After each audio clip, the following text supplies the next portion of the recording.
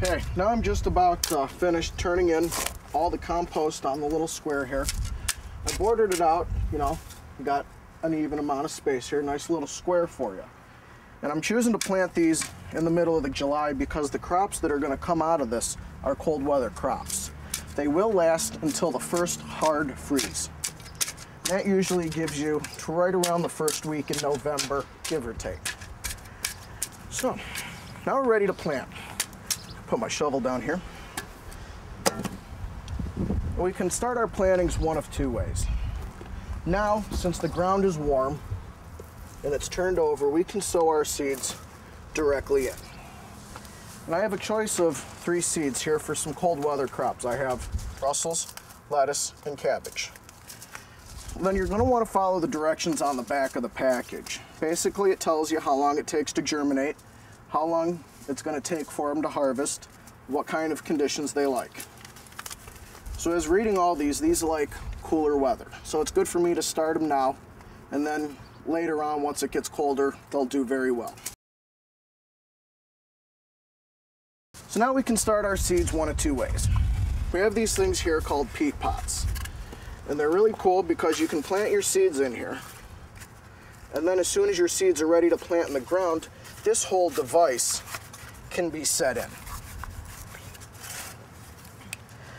Peat pots are good for spring, early spring, when you want to get started on your things like corn and tomatoes and cantaloupe. Peat pots are excellent for that. And in my dirt, I like to use a potting mix. Something that's a little lighter, fluffier, holds water, doesn't compact down. And if you're not sure, you can always go to your local home center and get a box and get a small bag of potting soil or starting soil. So now here's my mixture. This is something I made myself with compost, some dirt, and some real dry grass clippings. I fill the pot like such. Then shake them down a little, get them settled, and then pull out your big clumps. We're going to want to start the lettuce indoors. It says it doesn't like high heat to germinate. You're going to want to put out some seeds in your hand. So with the seed being this small, all you're really going to do is take, a little sprinkle in each one. And that way it will ensure you have germination, and you will at least get 1 plant out of each square. Now, since we have the seeds in, shake it off. Come back for a little bit more of your dirt, just enough to coat it, but not too much to really fully bury it. Now the container that I brought out is just a small plastic translucent container with a lid. I find these work very good as mini greenhouses. So what I'm going to do is water. Okay, now after you've watered it the first time, water it again. Get the soil good and wet. And you'll know it'll be well watered when you can see the whole peat pot starting to turn wet like this. Now, since your peat pot is well watered, put it back in your plastic container. Throw some water on it. Give it another little sprinkle. It's okay if there's water in the bottom. It will soak back up in, and it will create a nice, moist environment. Put your lid on. Don't snap it. That way you can still get a breeze or offset it. And then just go ahead and put it in a light, cool area of your house. And in 7 to 14 days, you'll have some bib lettuce started. Now, after we've had the peat pots watered, after our lettuce has been planted, you're going to see that the peat pots itself have soaked up some good water. That's a good sign. You want to keep your peat pots moist like this, maybe a little drier. If you let them dry out once, get them watered right away again. Then again, just give a little sprinkle for a surety over the top. That way the seed has plenty of room to grow. It's got root room, it's got flower room. It'll be stable when it starts. And then just take that. Even though your container has water, it's good. It acts like a little terrarium, a little mini greenhouse. Put your lid back on it, cool, lighted location, and you're good to go. The other way that you can plant your seeds is directly in the ground. So I've chosen some cabbage and some Brussels. looking at our chart here, we need to plant roughly 2 feet apart.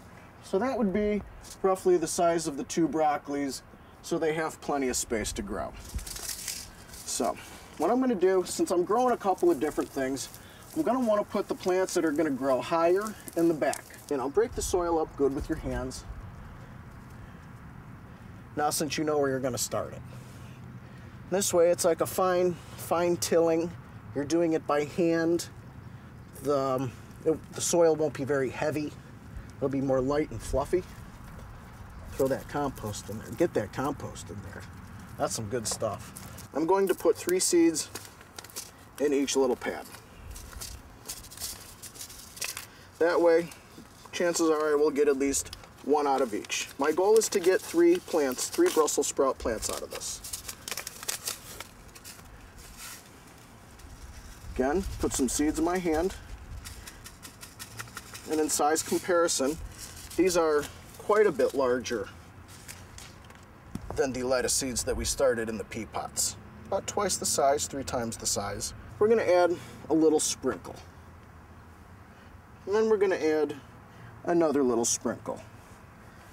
And then we're going to add another little sprinkle, and a sprinkle, and a sprinkle. Now, after sowing down the seeds, I'm going to take my mix that I used for the peat pots, which is a nice fine, nutritious dirt. I'm just going to spread it over it. And give it a good coating. And these ones say bury them 1/4 inch. General rule of thumb, bury your seed at least the size it is.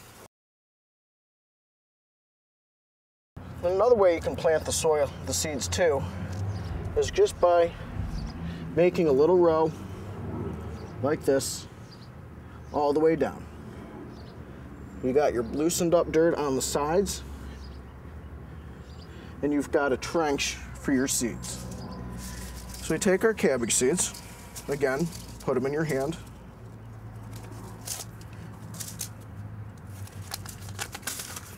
Like so. Cabbage seeds, again, look a little different. Similar, but different.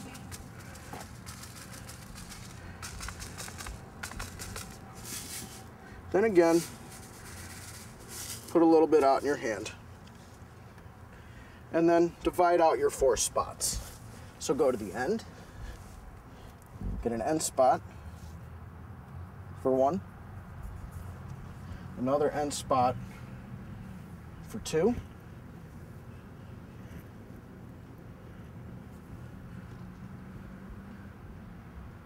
and then split the difference with 3 and 4. We'll go here, and we'll go here. Okay, now since you have your seeds planted, just loosely cover the dirt back over, all the way down. Take the nice fluffy stuff and just throw it in. Break the clump up, nice and soft. Bring it back in. Bring it back in, just like that. Rocks are good too. Rocks give you aeration, but you don't want them where your plants are going to start growing. So throw these out in the walkway.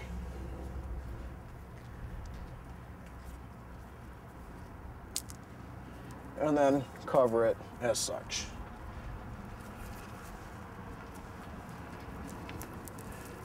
And that is 2 different ways to plant some seeds in the ground or sowing your seeds for a late season crop. After you're done planting your seeds, you're going to want to give them a good thorough watering. So let's take a walk, or a crawl, back over to the rain barrel. I'm going to fill this up pretty good.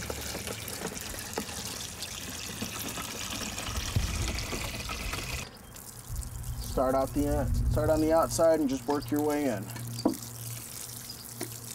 Good watering.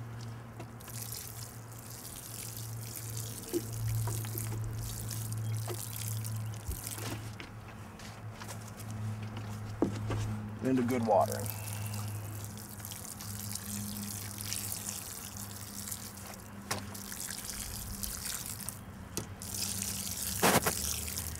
Now with here, just go back and forth.